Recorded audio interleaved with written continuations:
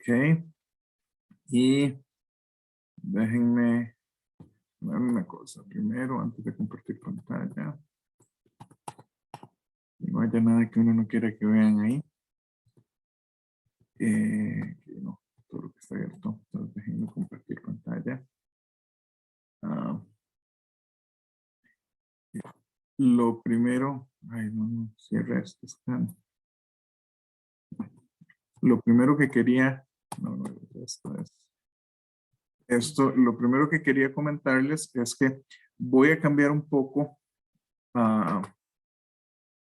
el orden. Esencialmente, lo que voy a hacer es llevarme ecuaciones diofánticas hacia el final, o sea, hacia el final de lo que corresponde al primer examen y eh, poner división y suma, varias de estas cosas. Ay, Dios mío.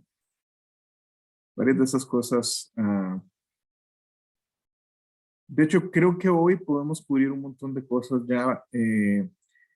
Primero vamos a empezar con divisibilidad, primalidad. Y vamos a ver estoy un poco ambivalente si introduzco primero el teorema fundamental o introduzco ciertas cosas de combinatoria que se usa justamente para ciertas funciones como es la del número de divisores de un número, etcétera. Creo que voy primero al teorema fundamental porque si bien se puede entender la otra de manera sencilla, eh, siento que hay un poco más de, ¿cómo diría? Un poco más, teóricamente uno puede explicar mejor lo que está haciendo, aunque sean cuestiones meramente formales, en las funciones de suma y de divisores, sí tiene el teorema fundamental de la aritmética. Y bueno, nada más les quería comentar eso. Podemos iniciar entonces con la clase. Bueno, primero, ¿hay alguna pregunta, algo ah, que quieran comentar? Recuerden que no veo manos porque ah, estoy compartiendo pantalla. Entonces, si quieren nada más abren el micrófono y hablan, pero parece que no. Bueno, entonces, iniciemos. Empecemos primero por la idea de divisibilidad y en este punto, chiquitito, y lo pongo por aquí abajo. En este punto, bueno,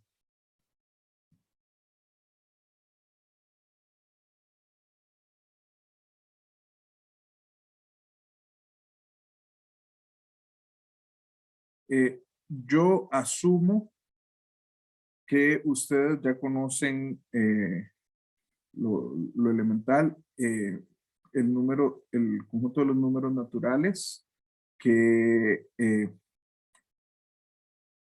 para nosotros lo vamos a considerar, en realidad es indiferente.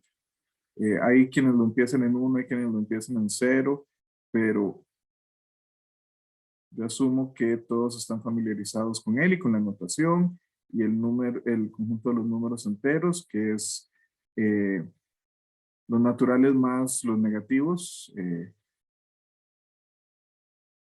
menos 2, menos 1, 0, 1, 2, 3, etcétera, y que están familiarizados con las operaciones en la operación de suma-resta.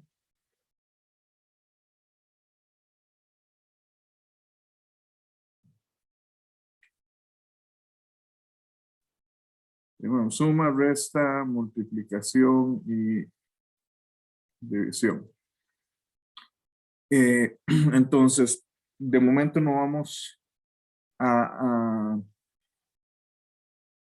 eh, ampliar sobre esto, pero sí vamos a poner la primera definición, creo que hemos dado en este caso, Ah,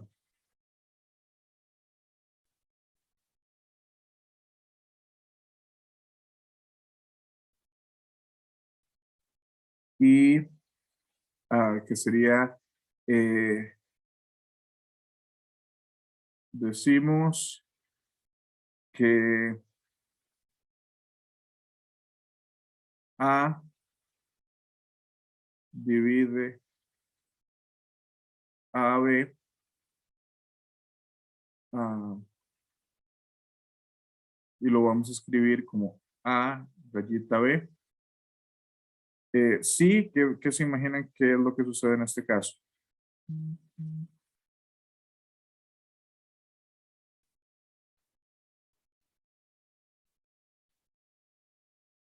¿Cuál debería ser la definición de... ah, Lo que tendríamos es que A divide a B, sí, solo sí. Bueno, ajá.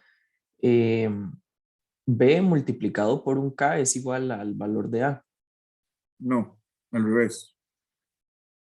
A divide a B si, ah, si existe un K entero tal que K por A es igual a B. O lo que es otra forma de verlo es ah, que cuando se hace la división de B por K, perdón, de B por A, el residuo es cero. Eso es lo que estamos diciendo. ¿Alguna pregunta hasta acá? Sí, muy bien, entonces la pregunta sería, ok. Oh, veámoslo con otra definición. Lleven a, cuando lleven historia de la mate, los que hagan la licenciatura, aquí hay un montón de cosas que uno ve, porque mucho de lo que vamos a ver hoy es profundamente viejo, está incluida las pruebas en los elementos de Euclides. La gente piensa en los elementos de Euclides como un libro de geometría, pero en realidad también tiene teoría de números. Eh, Sin embargo, o sea, por ejemplo, en vez de decir que A divide a B, se dice que A mide a B. ¿Y qué sucede? Bueno, nosotros tenemos ciertos números que no son divisibles por, por muchos números. Entonces, ¿cuál es eso? Pues, me imagino que ustedes ya saben de lo que les estoy hablando. Eh, Se dice, ah, ya no me acostumbro a esta tableta, me disculpen. Eh, Se dice que un número P en los números naturales ah, es primo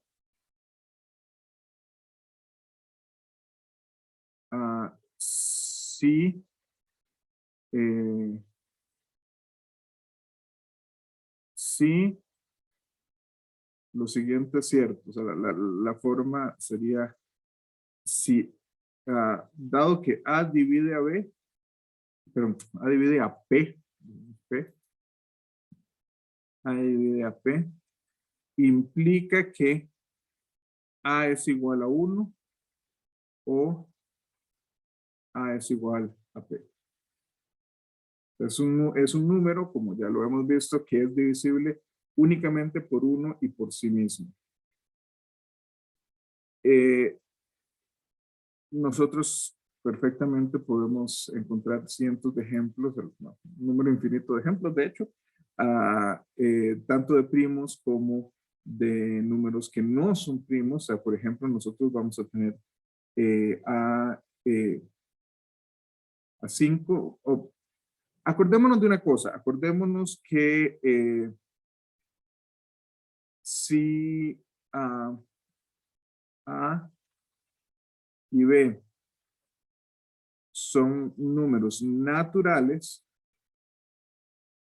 y A divide a B, esto evidentemente no es un sí solo sí, no nos podemos devolver, pero que A divide a B y que sean enteros positivos o que sean naturales, implica que A, bueno, aquí tengo que comerme las palabras, que A es menor o igual que B.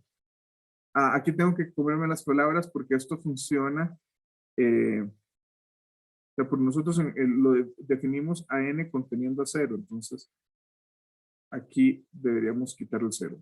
Déjenme, ya lo reescribo nada más. No. Porque el 0, con las definiciones que tenemos, el 0 es un número bastante raro en ese sentido porque es divisible por todo el mundo, ¿verdad? Usted tiene, o sea, imagínese cualquier número, no sé, 523, y resulta que 523 por 0 es 0. Entonces, bajo la definición que teníamos acá atrás,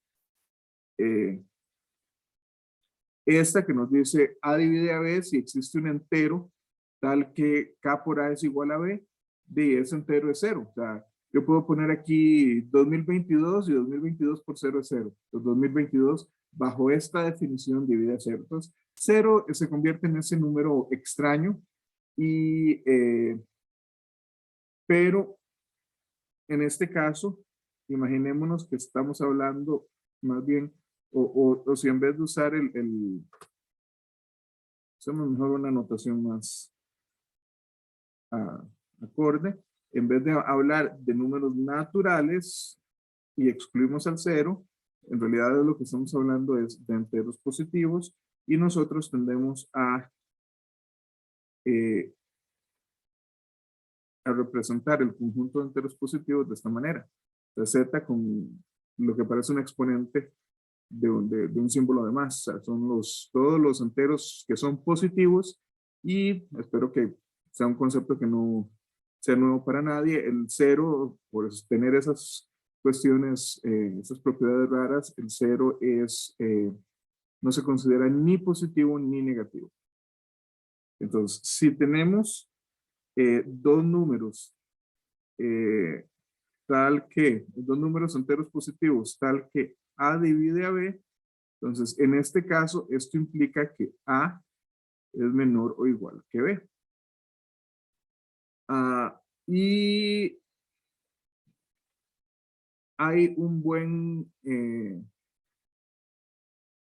una buena forma de probar esto. O sea, de hecho, imaginémonos esto. Esto no es una cosa tremendamente importante, simplemente es como para que lo tengamos en mente para ciertas cosas que vamos a estar, ciertos ejemplos, pero si nosotros quisiésemos decir que esto es una proposición, ¿cómo probamos esta proposición?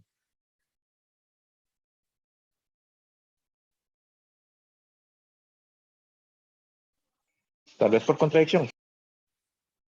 Ok, ¿cómo empezaríamos?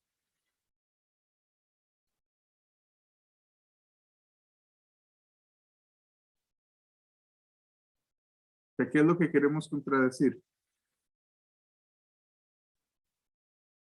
En realidad yo me iría de una manera un poco más, o sea, uno puede pensar, ok, asumamos que B es menor que A y tratar de llegar a una contradicción. A mí me parece que una prueba directa es más, de hecho más corta. Veámoslo de esta manera. Asumamos, o sea, como A divide a B, esto implica que existe un número K, un entero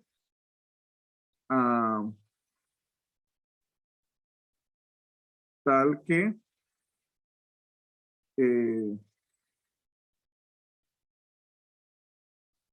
K por A es igual a B. Ahora, hay tricotomía, ¿verdad? Hay tres posibilidades.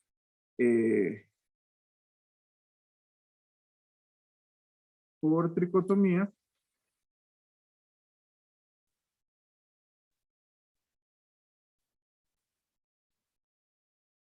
ay, Dios mío, me pasa esas que en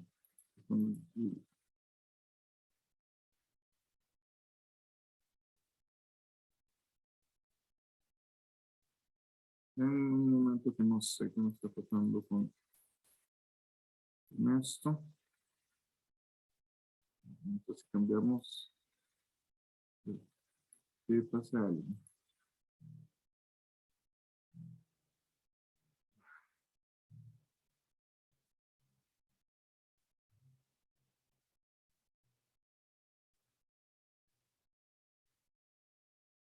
Discúlpenos esta pérdida de tiempo.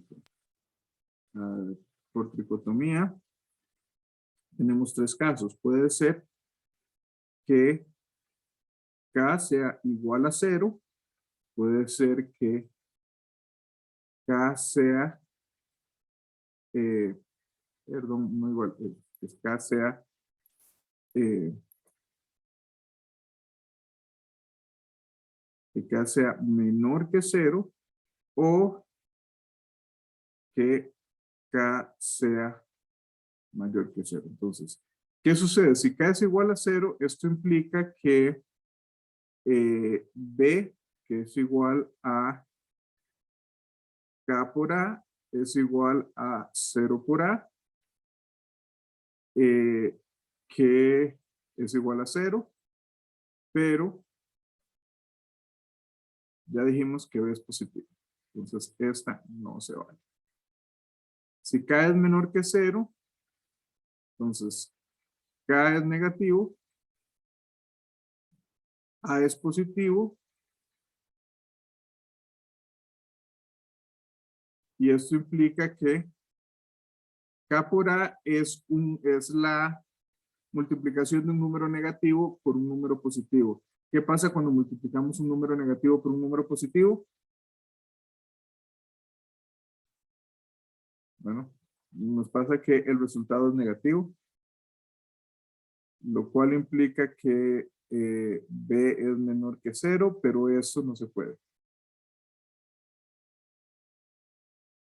Entonces, este caso tampoco nos sirve. Y lo cual quiere decir que, pues, por tricotomía por fuerza tiene que ser uno de los tres, y ya probamos que los otros dos no pueden ser, entonces necesariamente tenemos que K es positivo. Pero si K es positivo, K es positivo y K es un entero,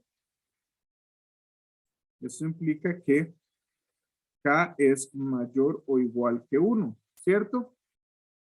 ¿Y qué sucede? Nosotros una multiplicación, una desigualdad, podemos multiplicarla por un número positivo y la desigualdad se mantiene. Entonces esto quiere decir que A es menor o igual que K por A. O sea, si 1 es menor o igual que K, entonces multiplicamos por A ambos lados y A es menor o igual que K por A, que es igual a B.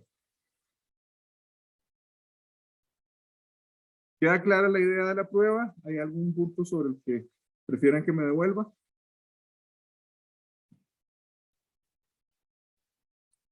Bueno, muy bien. Entonces, una de las razones por las que estamos viendo esto es porque vamos a ver que los divisores, o sea, que estamos buscando divisores, pues en realidad solo tenemos que buscar hasta el número que estamos poniendo. De hecho, vamos a probar eventualmente, quizá no hoy, pero si no lo probamos hoy, lo probamos la próxima semana, que basta probar con números hasta la raíz cuadrada de un número. O sea, por ejemplo, si nosotros tenemos un número del 1 al 100 que queremos ver si es primo o no, los únicos factores que tenemos que probar son 2, 3, 5 y 7. Porque si algún número entre 2 y 100, para que estemos hablando, el 1 tiene ese problema de que no es ni primo ni compuesto, aunque no hemos definido lo que es compuesto. Ah, pero si estamos hablando, no sé, se me ocurre 73. Bueno, nosotros vemos 73 es divisible entre 2, no, porque termina en 3 y 3 es impar. ¿Es divisible entre 3? No, porque la suma de 7 más 3 es 10, que no es divisible entre 3.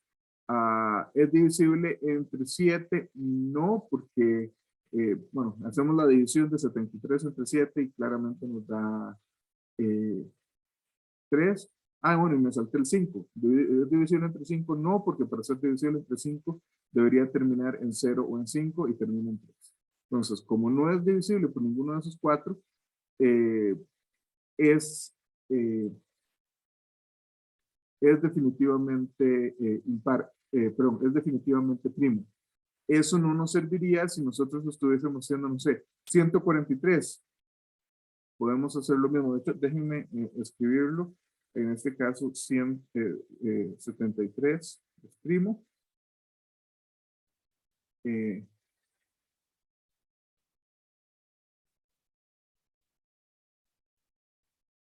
Solo se prueban a 2, 3, 5 y 7. Porque 7 es el mayor primo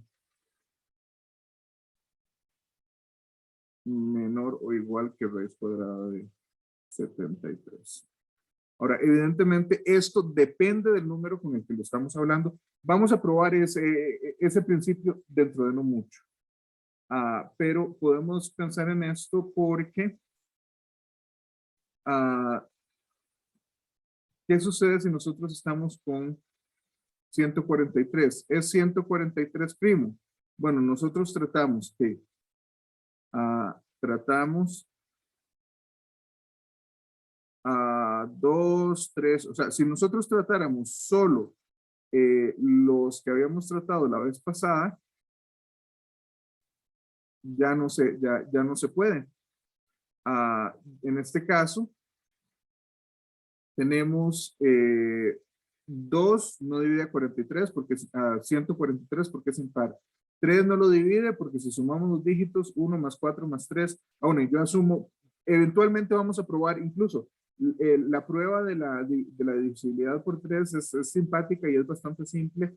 Necesitamos congruencias para eso, entonces todavía no le vamos a entrar, pero yo asumo que ustedes conocen esa regla, 1 más 4 más 3 es 8, que no es divisible entre 3, entonces 143 no es divisible entre 3, 143 no es divisible entre 5 porque termina en 3, y para ser divisible entre 5 tiene que terminar en 0 o en 5, y es divisible entre 7. No podemos hacer la división y nos queda un residuo de 3, no un residuo de 0. Es 143 primo, entonces.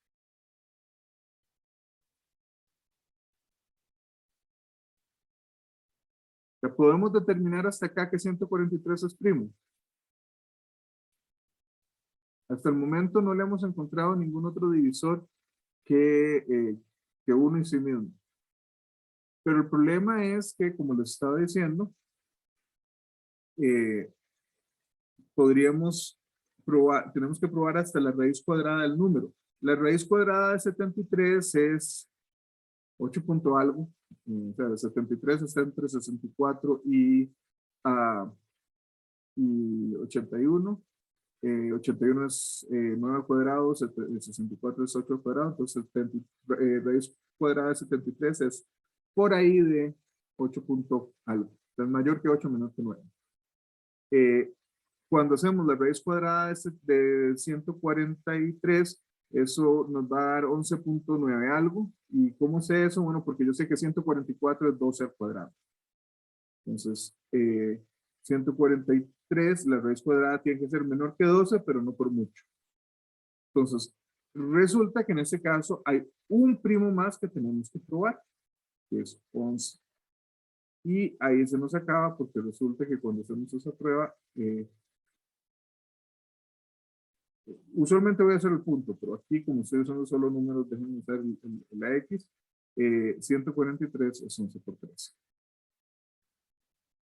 Y dicho sea de paso, aquí podemos hacer la definición.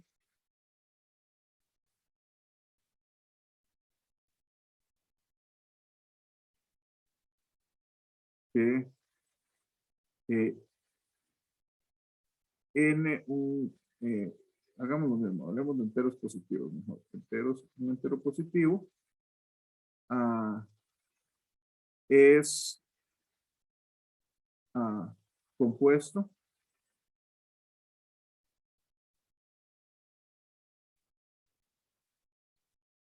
si la gente dice, bueno, si no es compuesto si no es primo. Ahí tenemos que tener un poco de cuidado porque uno, igual que el cero, tiene sus peculiaridades, uno también. Uno es un número que no es ni primo ni compuesto. Y bueno, me imagino que en álgebra, no sé, no, la verdad no me he puesto a revisar el sílabus de ese curso, pero me imagino que dentro de no mucho, si no lo han empezado ya, dentro de no mucho empezarán a ver qué son los grupos y poco después qué son los anillos. Y un anillo es un conjunto que es un grupo con respecto a, bueno, que es un grupo con respecto a una operación y si le quitamos el neutro de esa operación es un grupo con respecto a otra operación. Y el neutro de la primera operación resulta ser un anulador para el segundo. Bueno, ese tipo de cosas, el hecho son las que hacen al 0 y al 1, casos particulares porque el 0 es el neutro de la suma, 0 por n es 0 más n es 0 para cualquier n, y 1 es el neutro de la multiplicación. N por 1 es n para cualquier n. Entonces, por eso es que esos dos números son un poquito peculiares y de hecho, mucha de esta teoría que tenemos de grupos, de anillos, de grupos, anillos, cuerpos, módulos, etcétera, muchas de esas cosas vienen justamente de teoría de números. Ahora bien, estábamos con esta definición. Decimos que n es compuesto si primero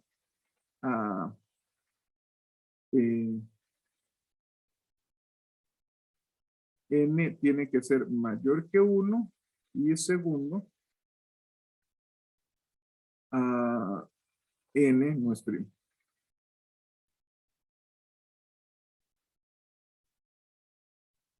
O lo que es lo mismo,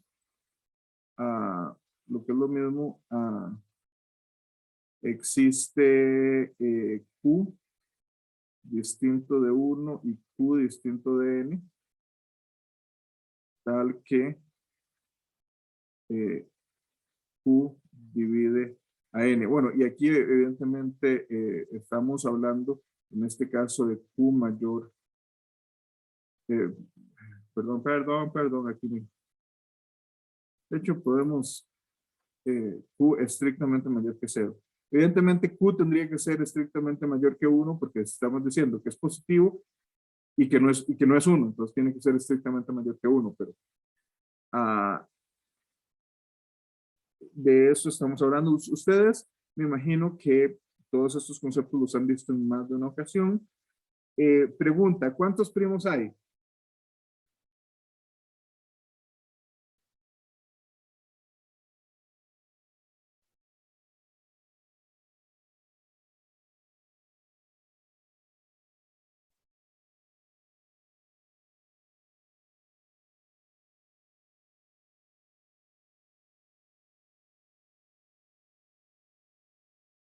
Recuerden que no estoy viendo. Sí, disculpen, estaba viendo. ah,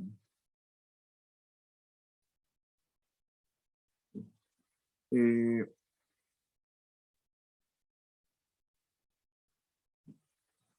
¿Cuántos números primos, cuántos números primos existen en los números enteros positivos?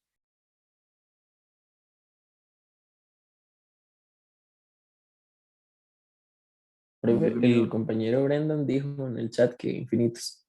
Ok. ¿Cómo demostramos que hay infinitos?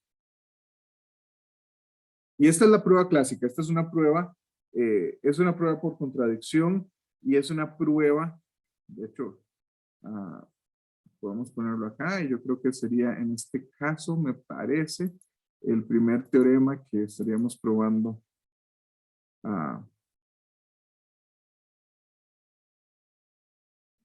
en el curso.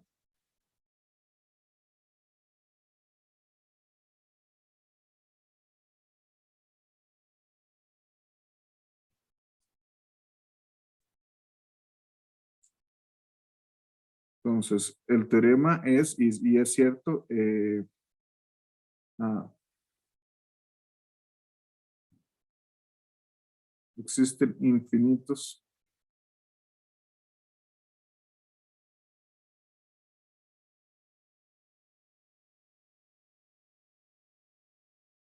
números primos.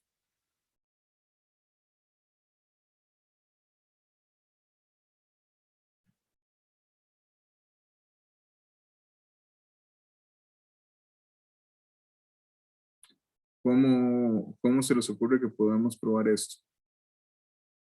Eso no era, digamos, por uno de los principios de Euclides, que decía como que, bueno, creo que una de las pruebas que me acuerdo era con respecto a demostrar de que existe una finita cantidad de primos.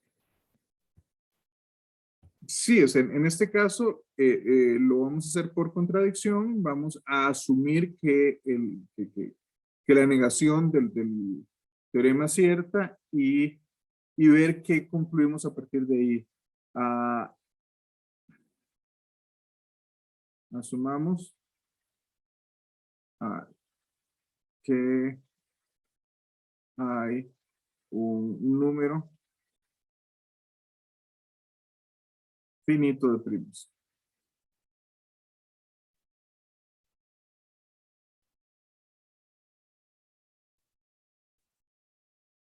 Y asumamos que esos primos son P1, P2 hasta Pn.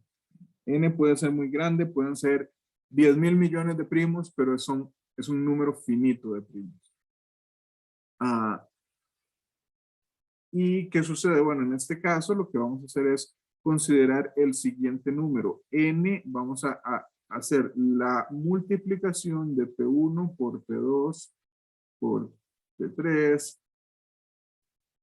hasta Pn y le vamos a sumar 1. Pregunta. Ok.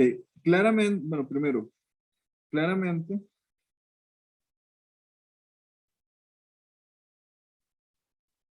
n es mayor que 1, estrictamente mayor, porque estos números son positivos, por lo cual esta multiplicación es positiva, es mayor que 0, y le estamos agregando 1, entonces el número tiene que ser mayor que 1.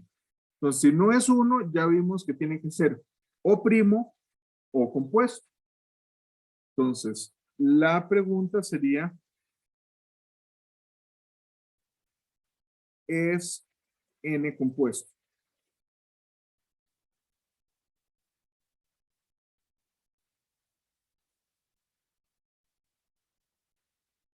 Aquí hay algo que no hemos probado y es que todo número compuesto tiene factores primos. Eso vamos a asumirlo para esta prueba, de que todo número compuesto tiene factores primos. Sí vamos a probar eventualmente que la factorización es única, pero aún y por factores nos referimos a divisores, ¿verdad? O sea, que cualquier número que sea compuesto tiene existe al menos un primo que divide a ese número.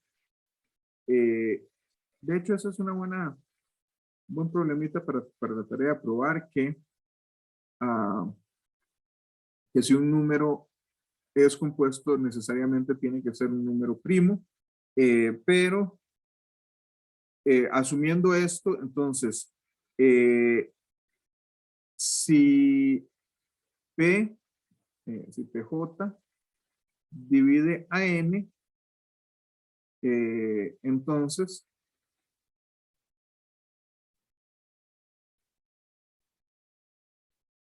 nótese que a n-1 es igual a PJ por P1, P2, PJ menos 1, PJ más 1, PJ más 1, déjenme escribir eso mejor, es que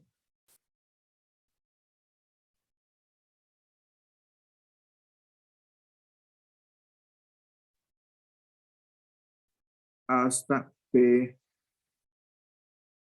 O sea, lo que estamos haciendo es decir, ok, si tiene que haber un divisor primo, pues entonces, quiere decir, o sea, tenemos un divisor primo y vemos qué sucede con el número anterior. O sea, si n es la multiplicación de estos primos más 1, entonces n menos 1 es simplemente, por decirlo así, estamos pasando el 1 a restar al otro lado y nos queda la multiplicación de todos los primos. Entonces podemos decir que n menos 1 es el primo que estamos buscando por todos los demás. Pero esto es simpático porque entonces esto es un PJ por un K, no importa qué tan grande sea K. Y esto quiere decir que PJ divide a n menos 1.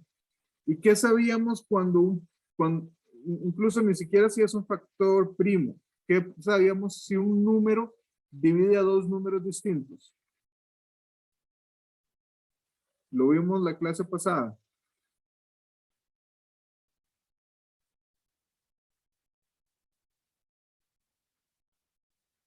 Bueno, lo que vimos la clase pasada es que si un número divide a dos números, divide a cualquier combinación lineal de esos dos números. Entonces, lo que quiere decir es que PJ divide a n menos 1, que es igual a 1. O sea, tenemos que PJ divide a 1. Y aquí llegamos a una contradicción. Un primo no puede dividir a 1. 1 no tiene factores primos. 1 es ese número raro que no es ni divisible por... O sea, que es únicamente divisible por sí mismo. No es divisible por ningún otro número. Entonces ahí tenemos una contradicción y esencialmente todo lo que veníamos haciendo es cierto. O sea, como les dije, aquí hay, se los voy a dejar de tarea, probar que todo número compuesto tiene al menos un número primo, un factor primo, un divisor primo. Pero si asumimos eso, el resto son pasos válidos y llegamos a algo que no tiene sentido, que un primo divide a 1, y entonces llegamos a una contradicción por pasos válidos simplemente asumiendo lo contrario eh, a lo que decía el teorema. Entonces el teorema tiene que ser cierto.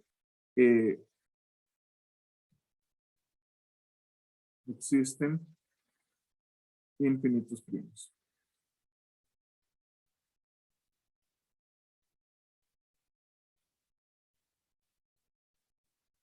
Y como les digo, esta prueba viene de Arquímedes, perdón, de Arquímedes no, de Euclides.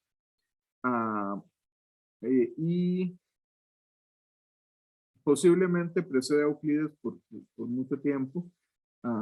Euclides, se sabe que Euclides posiblemente no es el autor de ninguna de las proposiciones de sus libros, y si lo es, no de la mayoría. O sea, la mayoría, eso no quiere decir que sus libros no tengan un muy importante valor científico, históricamente hablando, porque él fue el primero que hizo esa recopilación y lo estructuró de una manera razonablemente formal. Para los estándares actuales, los elementos de Euclides no son completamente formales, pero era el primer intento y lo hizo muy bien. Y esto, o sea, está en, ay, no me acuerdo, creo que es el libro 7 o el libro 8, pero en fin, es algo que se conoce al menos de, ay, Arquímedes me parece que es como del siglo III antes de Cristo, entonces al menos desde ese momento. No, siglo III, siglo II, bueno, por ahí. Entonces, tenemos más de 2000 años de conocer este teorema y quizá era conocido incluso siglos antes. Sí. ¿Alguna pregunta hasta acá? Bueno, entonces hasta el momento tenemos este teorema y el que no probamos, pero que les queda de tarea de que todo número compuesto tiene al menos un factor primo. Y vamos a usar eso para probar el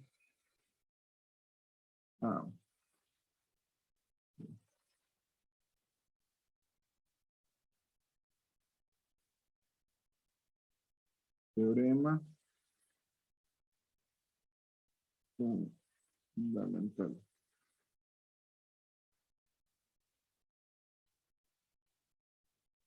de la aritmética. El teorema fundamental de la aritmética lo que dice es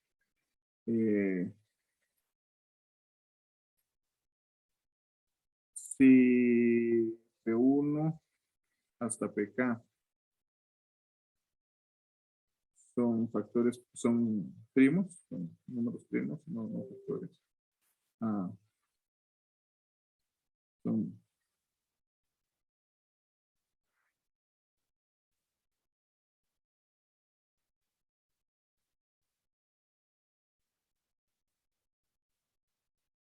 son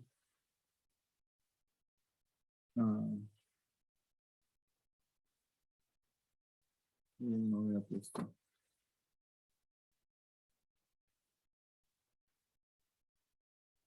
Ahí puse factores, factores primos. Y n es igual a P1 a la A1 por P2 a la A2 hasta PK a la AK.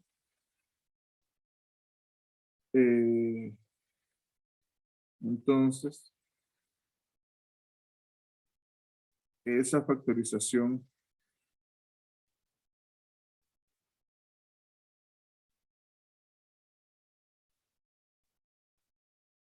es única, salvo por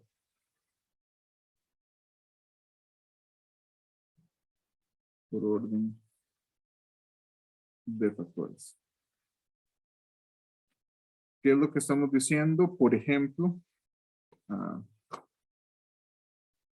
imaginémonos que en este caso lo que está, vamos a decir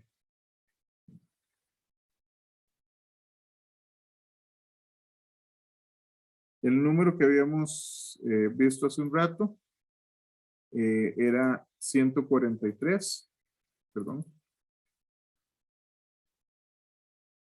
143 es igual, y aquí es 11 a la 1 por 13 a la 1. O sea, estamos asumiendo. Bueno, y en este caso, claramente, cada vez que ponemos esto, los números A1, A2, hasta acá son enteros positivos. No cuenta que sean cero. O sea, aquí yo podría poner y es por 2 a la 0, por 3 a la 0, por 5 a la 0, por 7 a la 0, por 17 a la 0, etcétera. Pero eso no tiene sentido para nosotros. O sea, para nosotros es el primo está presente. O sea, el primo divide a este número.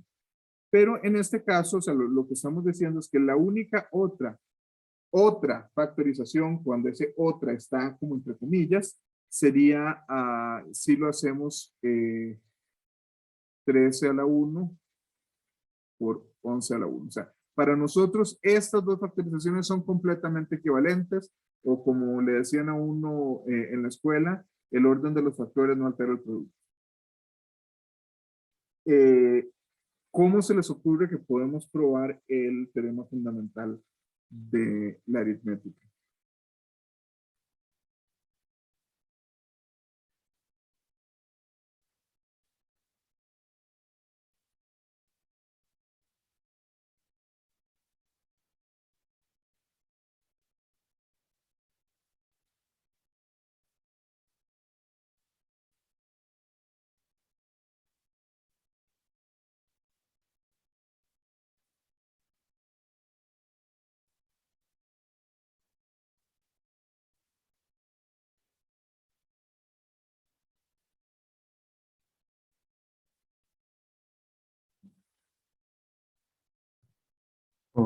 Inducción. ¿Ok? ¿Y cómo lo hacemos por inducción? Tomaría como, bueno, el caso base 2, 2 es primo, y ya creo que suponiendo alguna desigualdad. mm, bueno, no tendría como la idea muy concreta, pero tomando, o sea, pues, demostrando todos los elementos, pensaría que era por inducción, o no sé si por contradicción Ok. también. Por inducción se puede. De hecho, la prueba clásica es inductiva. Y entonces nosotros hacemos un caso base. De hecho, podemos hacer montones de casos bases. O sea, 2 es 2 a la 1, 3 es 2 a la 2, perdón, estoy adelantándome. 3 es 3 a la 1, 4 es 2 a la 2, 5 es 5 a la 1,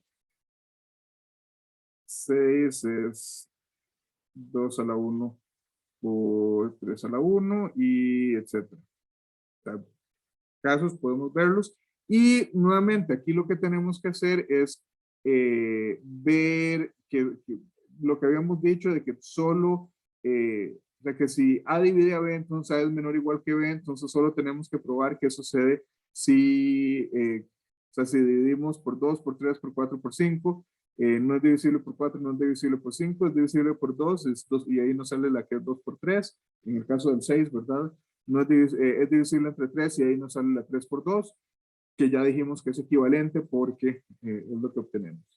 Y entonces nos falta el paso inductivo.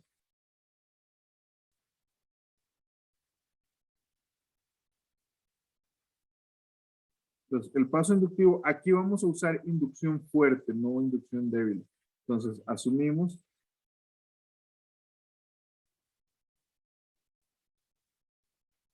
que, bueno, y aquí asumimos que 1 tiene una factorización que es solo 1. Entonces, que 1, 2, 3, déjenme por notación que llegamos hasta n a la 1, tienen factorización única.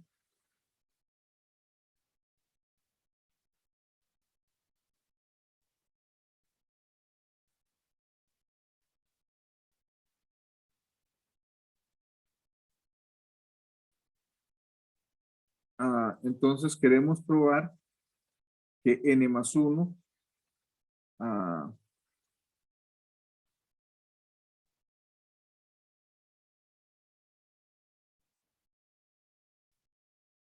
perdón, n, y llegamos hasta n, es que justamente por eso escogí n menos 1. Dejamos n también con factorización única.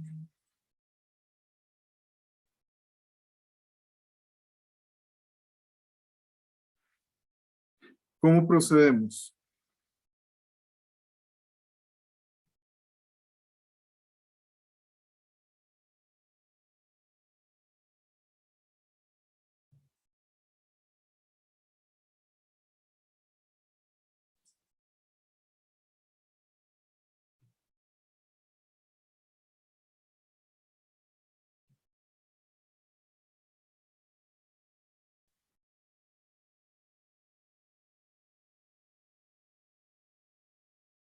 Disculpen que no estoy viendo el chat.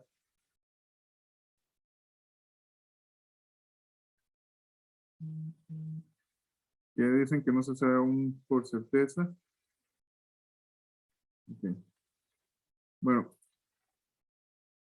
hagámoslo. O sea, aquí en este caso va a ser una contradicción dentro de una inducción. Asumamos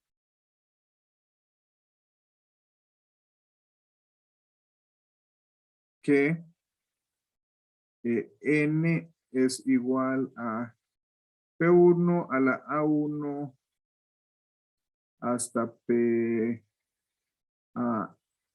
I a la AI, y también es Q1 a la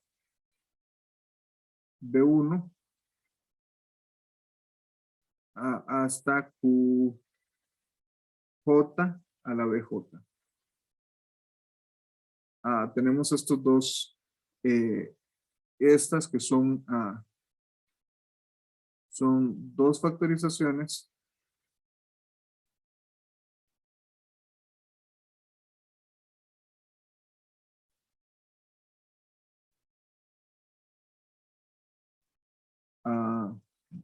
no equivalentes. Y acuérdense, dijimos que las factorizaciones equivalentes son aquellas que lo que cambia es el orden de los factores. O sea, qué sé yo, si nosotros pensamos en 12, 12 puede ser 3 por 2, o 2 por 3 por 2, o 3 por 2 por 2. O sea, cualquiera de esas son factorizaciones completamente equivalentes. En este caso estamos asumiendo que estas no son equivalentes. Entonces, aquí es donde la inducción nos ayuda un poquito, porque en este caso estamos diciendo que, bueno, estamos diciendo que tenemos dos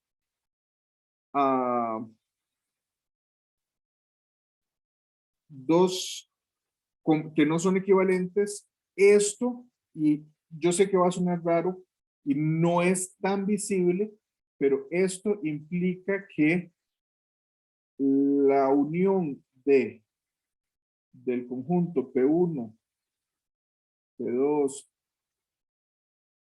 hasta PI intersección el conjunto Q1 hasta QJ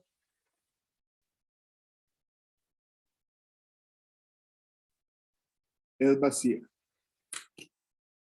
¿Se les ocurre por qué? O sea, lo que estamos diciendo es, si tenemos dos factorizaciones que no son equivalentes, entonces necesariamente los primos en cada una de ellas tienen que ser completamente diferentes. No podemos tener un primo que se repita en las dos factorizaciones.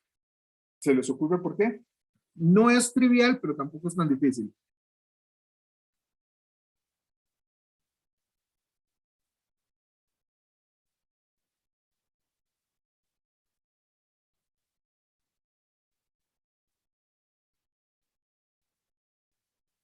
Bueno, no le he tenido a hablar. O sea, acuérdense que no importa si se cometen errores, esa es la idea de ir como generando una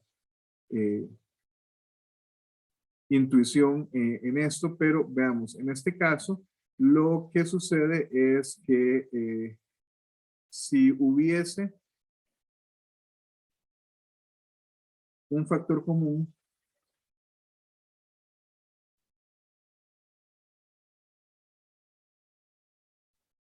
cancelamos. O sea, digo yo, si digamos que P1 sea igual a Q1, entonces yo podría cancelarlo por lo menos una vez y me quedaría P1 a la A1 menos 1 por P2 a la 2 hasta PI a la I es igual a Q1 a la B1 menos 1 hasta QJ a la BJ, pero ese número necesariamente es menor que n y estamos encontrando entonces dos factorizaciones no equivalentes para un número menor que n.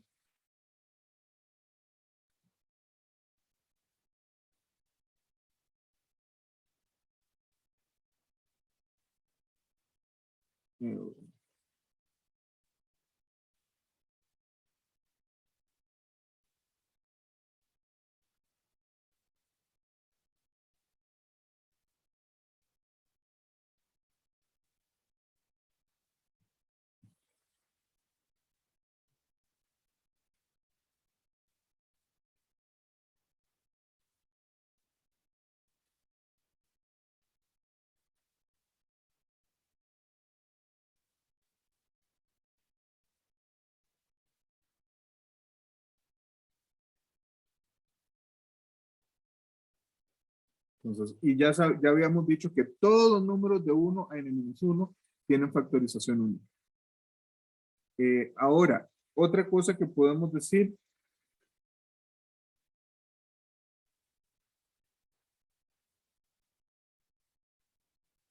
sabemos que n es compuesto. ¿Por qué sabemos que n es compuesto?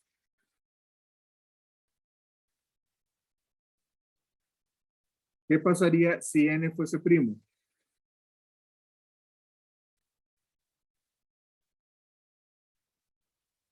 Bueno, por definición, un número primo solo es divisible por 1 y por sí mismo. Entonces no hay posibilidad de que hayan dos factorizaciones, porque la única factorización posible es el mismo número. Entonces sabemos que n es compuesto. Entonces,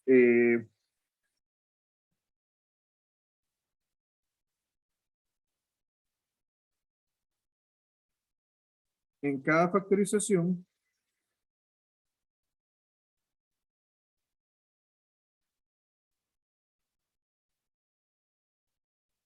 ah, hay un mínimo número primo.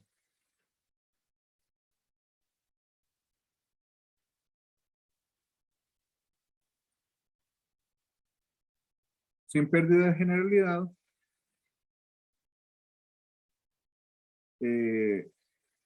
P1 y Q1. Eso es lo que estamos diciendo. Estamos diciendo, bueno, ya dijimos, es compuesto porque si fuese primo, necesariamente la factorización es única. En un segundo, es que creo que, disculpen un segundo.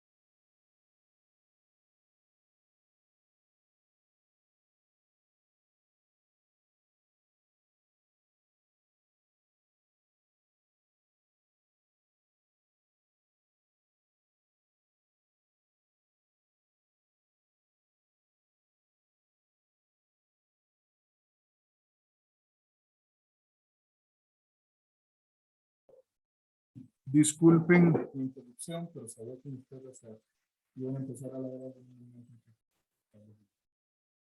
de lo pasa. Entonces, bueno, como dijimos, en cada factorización va a haber uno mínimo entre los primos que tenemos y simplemente asumamos que son P1 y Q1. O sea, incluso podríamos asumir que en cada una de ellas los primos están dados en orden creciente.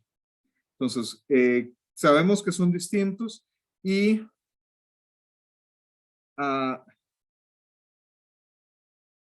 sabemos que P1 es menor o igual que raíz de n. ¿Por qué sabemos esto? De hecho, esto lo usamos en algún momento, pero ¿por qué sabemos esto? Okay. Puesto que y, como n era compuesto, entonces P1 al cuadrado es de fijo menor o igual que P1 a la A1 por P2 a la A2, que eso es menor o igual que n. O sea, podría ser en este caso que de hecho n fuera P1 al cuadrado.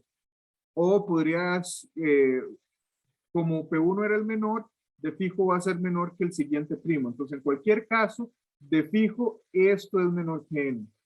Y lo mismo sucede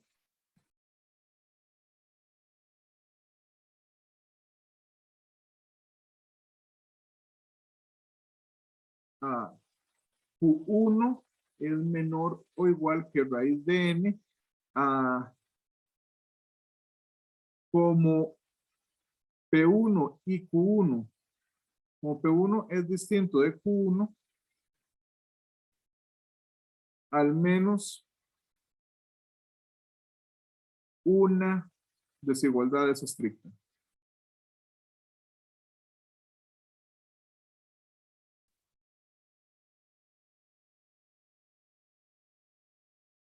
O sea, aquí lo que estamos diciendo es, bueno, y veamos que, o sea, es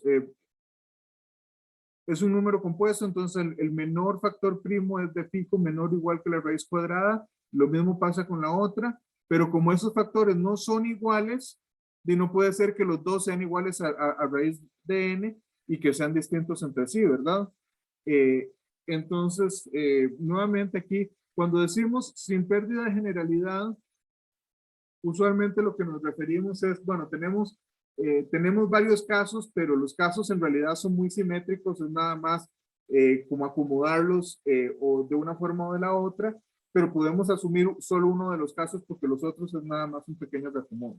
Entonces, en este caso, sin pérdida de generalidad, P1 es menor que raíz de n, lo cual implica que P1, Q1 es menor que raíz de n por raíz de n. O sea, aquí estoy diciendo, estoy multiplicando estas dos desigualdades que tengo acá, asumiendo que una de ellas es estricta. Entonces, lo que nos queda acá es, o sea, aquí lo que tenemos es P1 por Q1 es estrictamente menor que n. Entonces, centrémonos en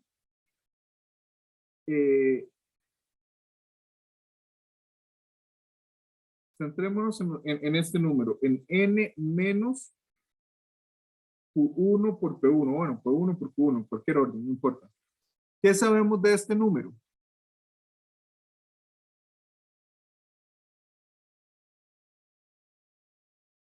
Que es positivo. Bueno, eso es importante. Es un número positivo. ¿Y qué más sabemos? Que como P1 divide a n y P1 divide a P1 Q1, esto implica que P1 divide a n menos P1 Q1. Y similarmente,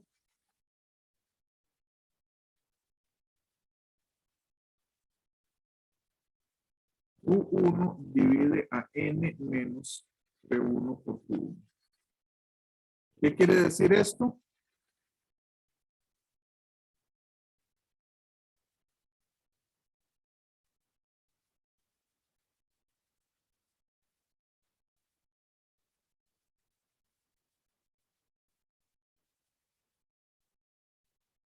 Bueno, esto quiere decir, entre otras cosas, que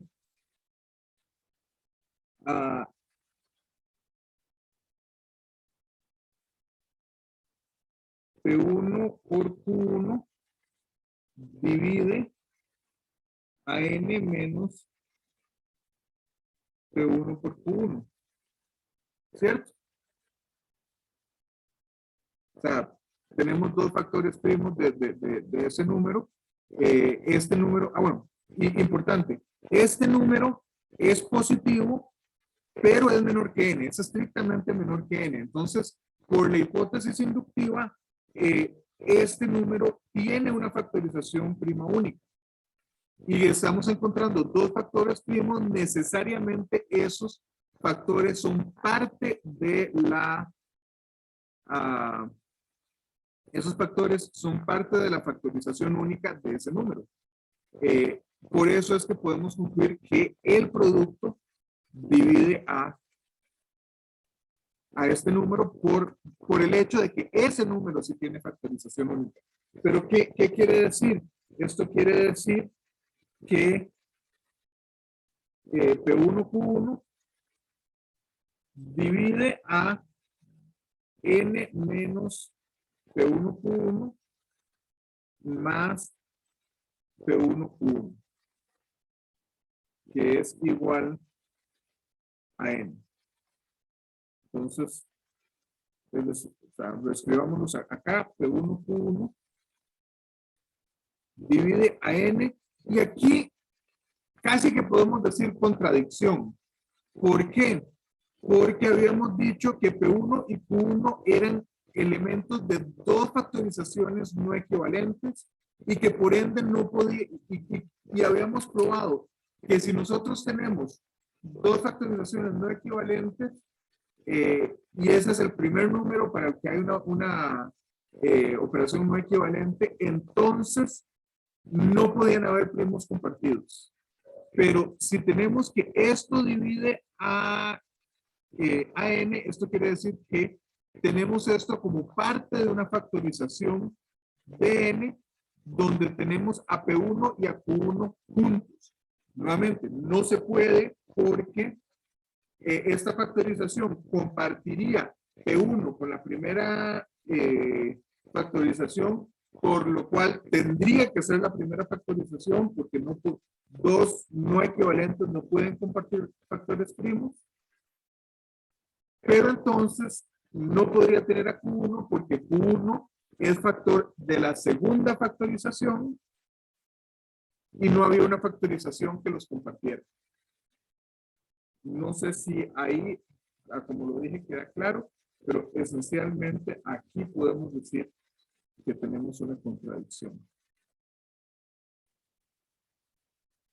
Nuevamente, aquí tenemos que n quedaría como Q1 por Q2 por K, y como K es menor que n, K tiene una factorización única, y ahí tenemos, perdón, acabo de darme cuenta de la burrada que escribí.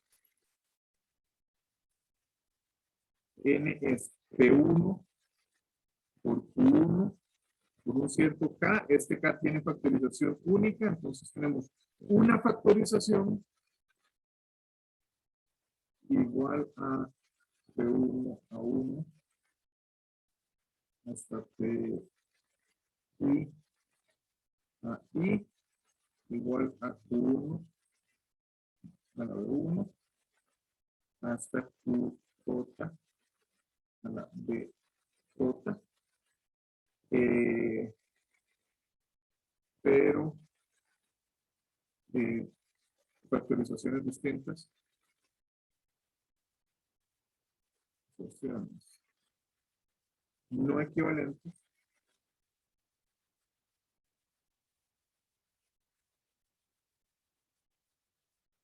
No pueden compartir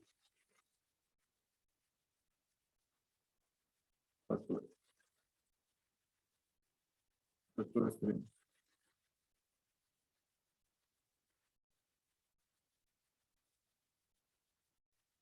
Entonces, la conclusión aquí claramente es,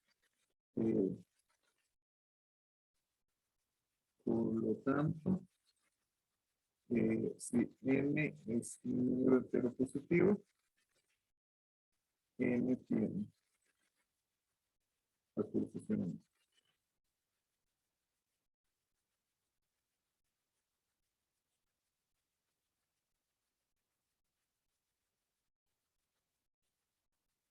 Y como ponen en los libritos, en la tarjeta.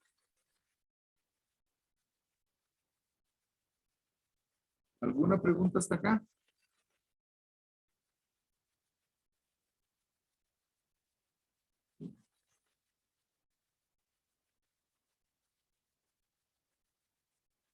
Ahora, la siguiente pregunta que les tendría es, si n es de 1 a la A1 por P2 a la A2 hasta P, K a la acá.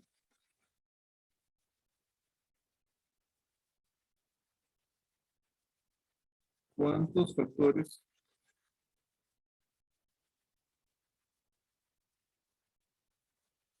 positivos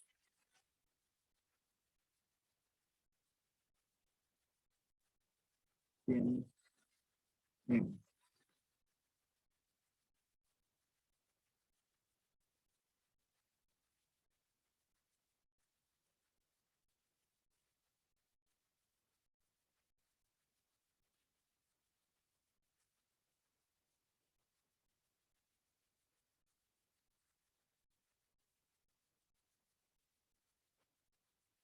Curiosamente, la suma de factores tiene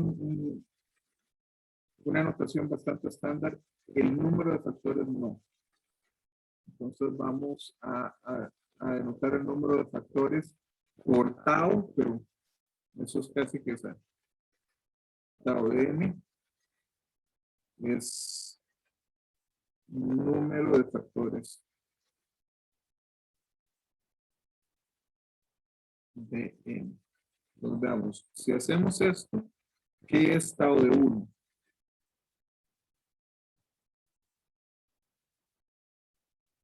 ¿Cuáles números dividen a 1?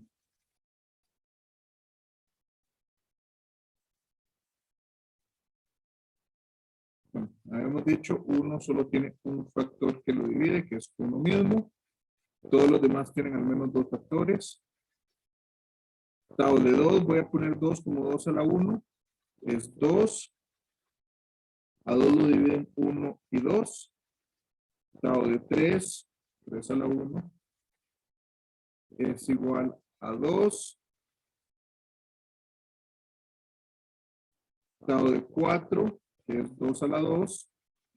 ¿Cuáles son los divisores de 4? 1, 2 y 4. Entonces, en este caso, tenemos 3 factores. Tau de 5, que es 5 a la 1. Tiene 2 factores.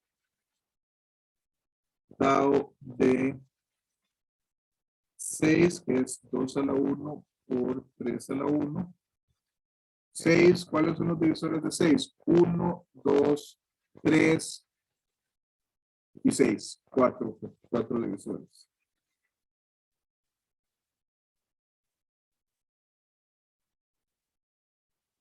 Tau, bueno, 7 es 7, vamos a hacer 8. 8, los divisores de 8 son 1, 2, 4 y 8. Tenemos 4. 9, que es 3 a la 2. Va a tener 3 divisores, 1, 3 y 9. 10. Vamos a hacer hasta 12. 10, y vamos a saltarnos los primos, porque los primos ya sabemos que siempre nos van a dar 2, porque los únicos factores son 1 y ellos mismos. Entonces, 10, sigamos con la notación que teníamos. 10 es 2 a la 1 por 5 a la 1.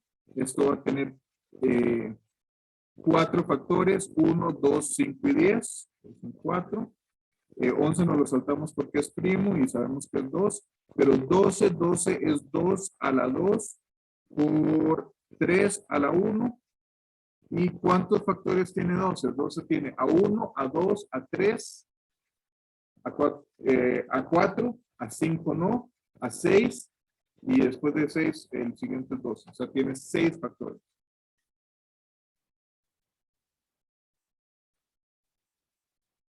Viendo estos ejemplos, pueden encontrar cuál es el patrón.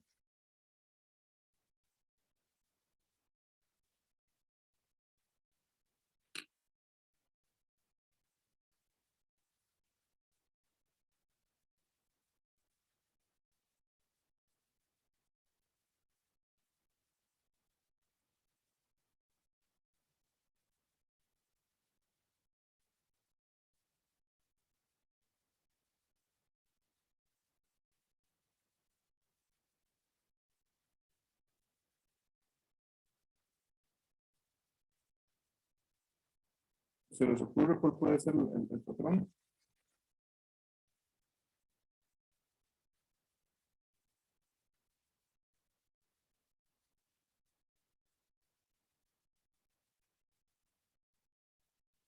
Aquí de hecho podemos hacerlo de una forma más o menos combinatórica.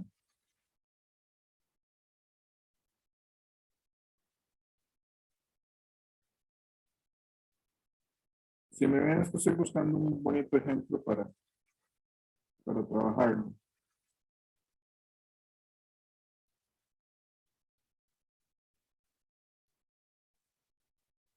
Estoy tratando de ver algo parecido. Ah, este está bonito.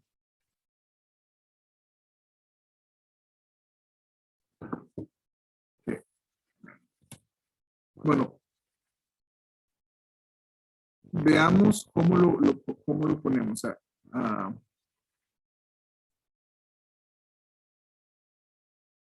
Si nosotros tenemos que D divide a N y N es P1 a la A1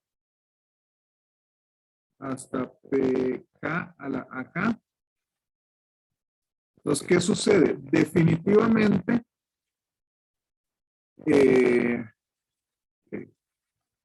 D no puede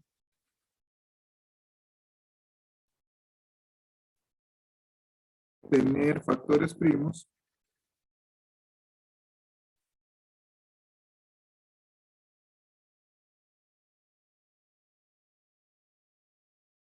distintos de P1 hasta PK, de P1,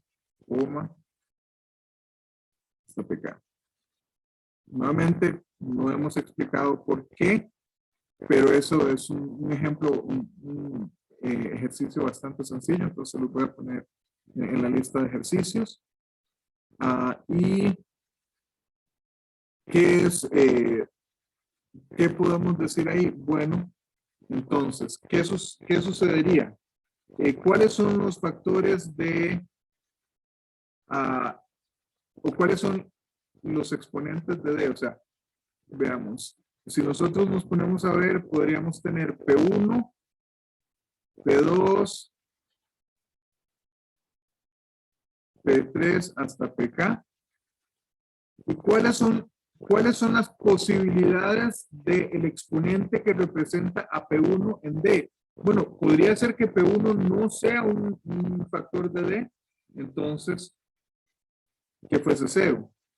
Podría ser 1. Y así hasta, podría que de hecho fuese hasta A1. Podemos hacer lo mismo con este, P2 puede ser 0, puede ser 1, ya sumamos que mayor que 2, hasta 2 o hasta A2. Entonces, ¿cuántas posibilidades hay de posibles exponentes que acompañen a P1?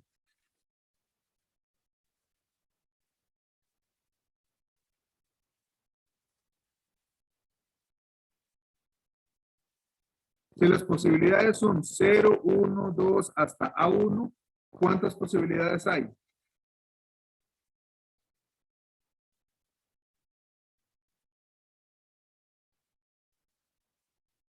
Muchos grillitos. Hay A1 más 1. Igual hay A2 más 2 posibilidades, perdón, A2 más 1 posibilidades.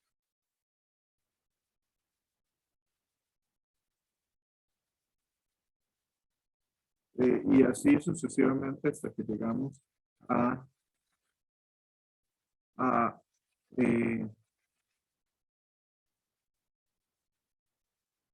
que llegamos hasta acá más 1. Entonces, ¿qué sería tau de n? Tau de n es A1 más 1 por A2 más 2 hasta acá más K. Dios mío, ¿qué me estoy hablando? Disculpen. Estoy pensando en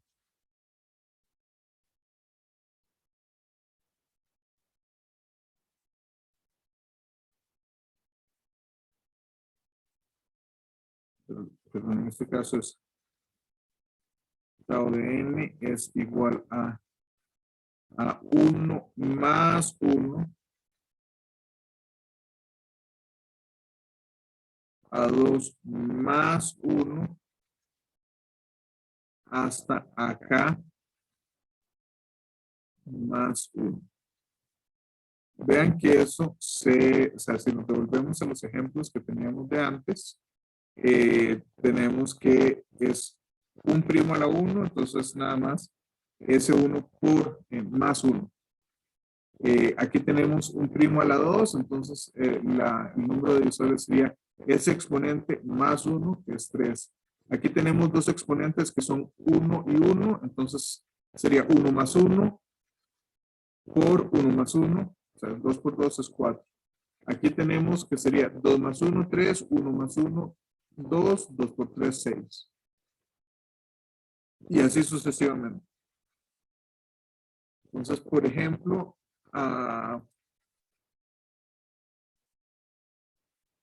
¿qué sería tau de 2020? Por ejemplo.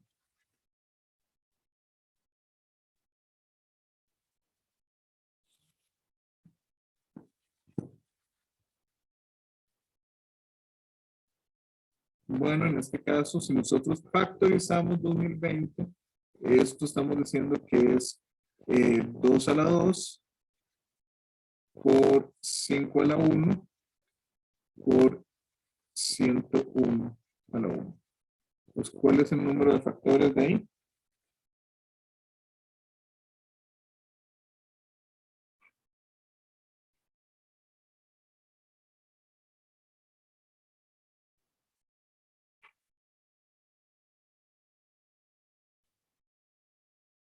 Son 12.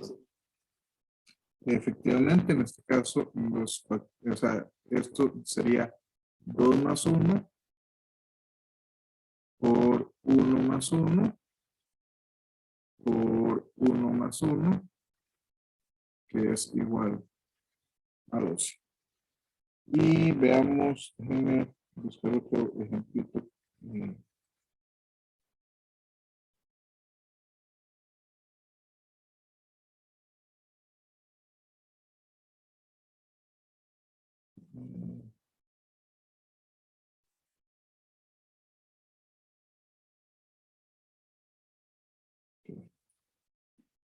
Este va a tener un montón de factores, pero es fácil de factorizar. O sea, parece muy grande, pero es que es como uno de los que va a tener más factores primos. 75.600.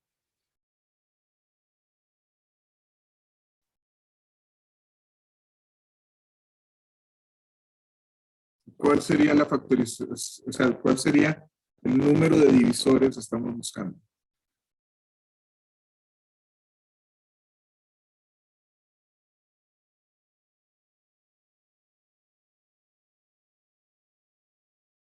¿Cómo factorizamos 75.600? Incluso lo podemos hacer aquí. 75.600. Voy a quitarle varios de un solo porque vamos a quitarle 2 a la 2 por 5 a la 2 porque eso es 100 y me quita esto, me queda nada más 756. A 756 podemos todavía dividirlo entre 2 y nos queda a 378. Le quitamos otra vez 2 y nos queda 189, me parece. A 189 ya ahí no le podemos quitar otro 2, pero 1 más 8 más 9 es 3, perdón, 1 más 8 más 9 es 18. 18 es divisible entre 3, entonces le podemos quitar un 3 y nos queda 63, me parece. 3. A 6, 3, 6 más 3 es 9, entonces todavía le podemos quitar un 3 y nos queda 21. 21 le podemos quitar un 3 y nos queda 7. y 7 le quitamos 7, y, o sea, lo dividimos entre 7, y nos queda 1 o se lo quitamos como factor. Entonces esto nos queda que es tau de 2 a la 4 por 3 a la 3 por 5 a la 2 por 1. ¿Y cuál sería? Perdón, por 1 no, por 7. 7 a la 1 es. Disculpen. Esto es cierto, esto es horrible.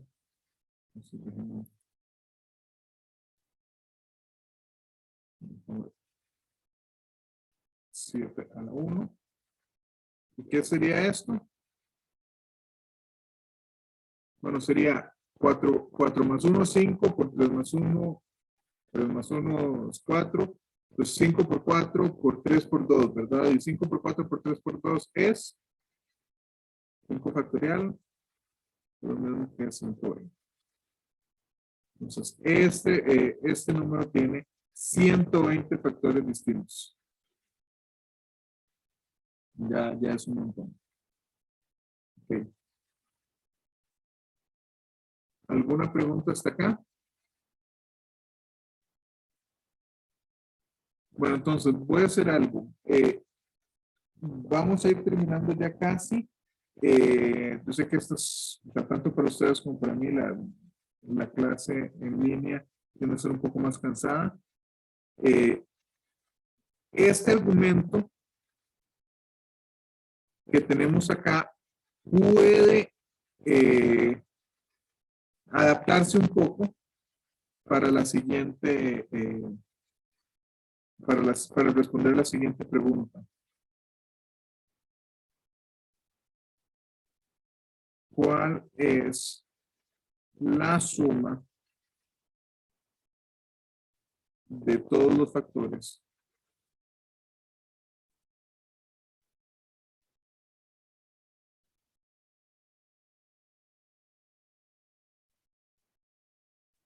de n?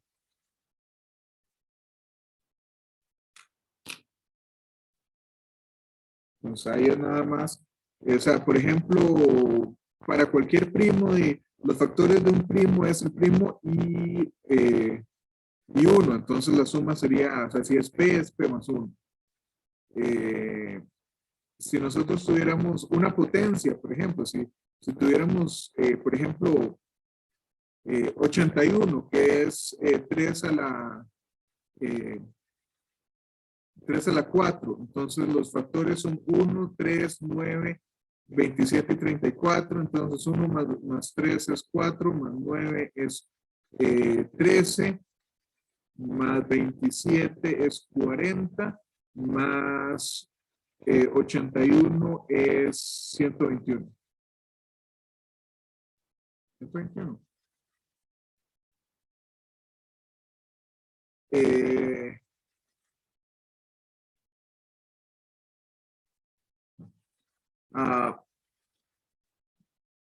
No me están haciendo eso. Esto nada más déjenme verificar para 1 más 3 más 9 más 27 más 81, 81, 81, sí, 121.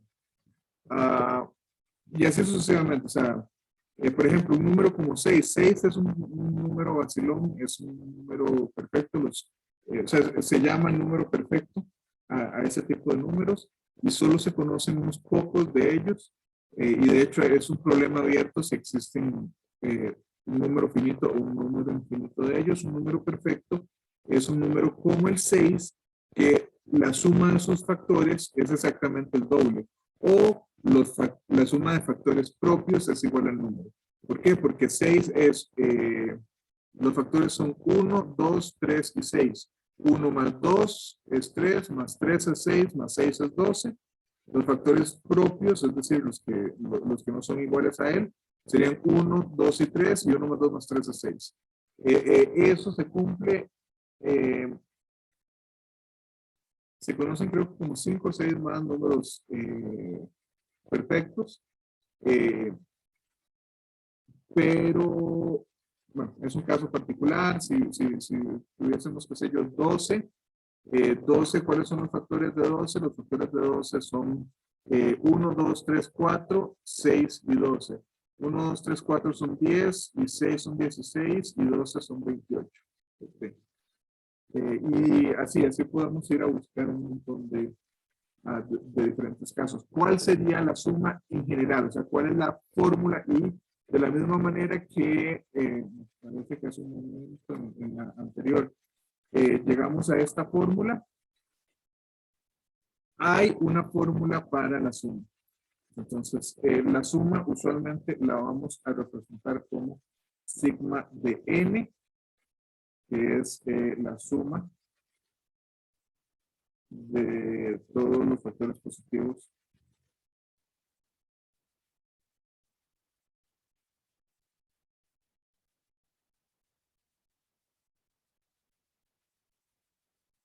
de n, y hay una fórmula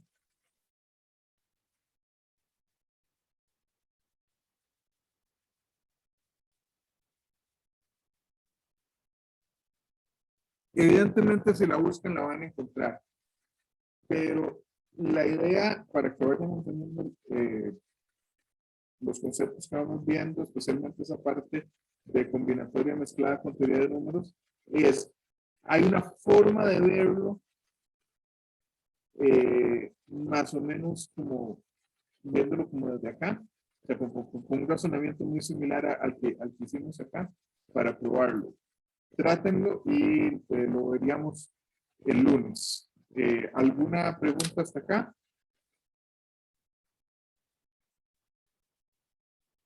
Muy bien, entonces en ese caso, pues terminaríamos aquí y no les puse la tarea todavía porque alguien me recordó eh, que la próxima semana es semana 1, entonces eh, no les puedo dejar tarea. Entonces voy más bien o sea, no les puedo dejar tarea que tengan que entregar ese día. Entonces, entre hoy y mañana la voy a poner en mediación virtual, pero sería para entregar la semana después de semana 1. Posiblemente lunes o martes a más tardar. Y si no hay más, pues entonces nos vemos el lunes. Profe, yo ocupaba preguntarle algo. En la lista que usted había subido a mediación virtual, que dice, esta lista no está completa, ¿ya está completa o Sí, ya todavía no está está completo, completa? se me olvidó quitar eso. Ok, Podría agregar algo más. Ahora voy a buscar, porque ahora me voy a poner a hacer ya la segunda lista y la primera tarea. Entonces, si se me ocurre algo interesante que poner, lo pongo. Y posiblemente para el final de la mañana, al principio de la tarde, ya esa leyenda ya terminó. O sea, ok, la haya quitado. ok, muchas gracias, profe. ¿Alguna otra pregunta? Muy bien, recuerden que entonces nos vemos a la 1 para consulta, quienes tengan consulta, y si no, nos vemos el lunes en clase.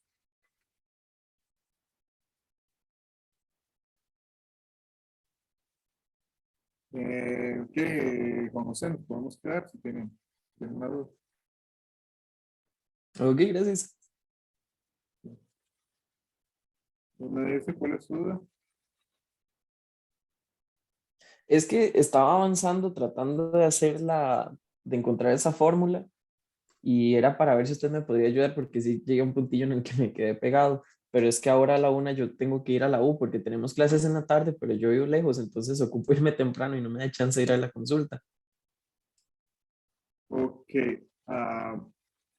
No sé si puede compartir o mi pantalla, pero a ver cómo Eh, lo que. ok, voy para ver. Deme un segundo. Igual cualquier cosa ya se lo envié por WhatsApp, más o menos el avance que llevo.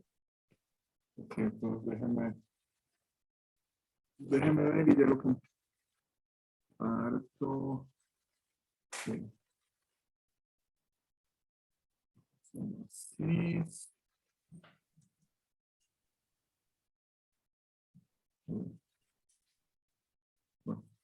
Bueno, compartimos acá. Entonces, Ujú. Digamos, lo que hice fue ver el argumento, digamos, el desglose que habíamos hecho en la lista pasada, digamos, que usted presentó ahora en la pantalla. Y entonces empecé a escribirlos porque, digamos, la primera columna que teníamos era el 0, el 1 y de ahí seguía hasta la sub 1. La siguiente columna el 0, el 1 y así seguía hasta la sub 2. Y así entonces agregué todos hasta la sub K. Entonces traté de, bueno, primero me deshice de los ceros porque me estaban estorbando por ahí. Entonces luego me queda el 1, toda la suma hasta la sub 1.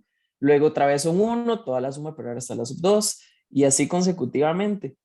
Entonces luego lo que hago es, veo no, que pero es que hay, esos no son factores. O sea, a sub 1 no es un factor. De 1 a la A sub 1 es un factor, pero A sub 1 no es un factor. Acordémonos lo que estábamos viendo. O sea, por ejemplo, cuando teníamos 8, eh, que es ok, 2 a ujú, a la 3, los factores son 1, 2, 4 y 8. Entonces ujú, ahí tenemos que sumar 1, 2, 4 y 8 y nos da 10, 15. ok. Entonces, Sí, aquí lo que yo estoy trabajando es con las potencias, digamos, en realidad. exactamente. Ajá, sí, no, no. Entonces eso se descarta totalmente. Ok. Ok. Y digamos, profe, bueno, para igual una idea con eso, como por dónde podría entrarle. ¿Conoce las sumas telescópicas? Ajá, Perdón, sumas telescópicas no, sumas geométricas. geométricas. Ujú. Ujú, Piénselo desde un o sea, piense cómo poner sumas geométricas ahí desde un punto de vista combinatórico, o sea, cómo se hacen esas combinaciones de todos los factores que necesita. Si quiere, una forma de ponerlo sería, empiece con números no tan grandes que sí tengan un montón de factores. Por ejemplo, 12 ya empieza a tener 6 factores. ujú. Igual 18. 24 ya tiene, veamos, 24 ya tiene 8 factores. Entonces, ve a ver cuál es o sea, tome El todos los comportamiento. factores y tome los factores factorizados y empieza a ver cuál es el Ujú. patrón que va viendo. Ah, ok, ok. Y Está bien. trata de justificar cómo es que ese patrón se genera. Ok, listo, profe. Muchas gracias. Perfecto. Hasta luego. Hasta luego.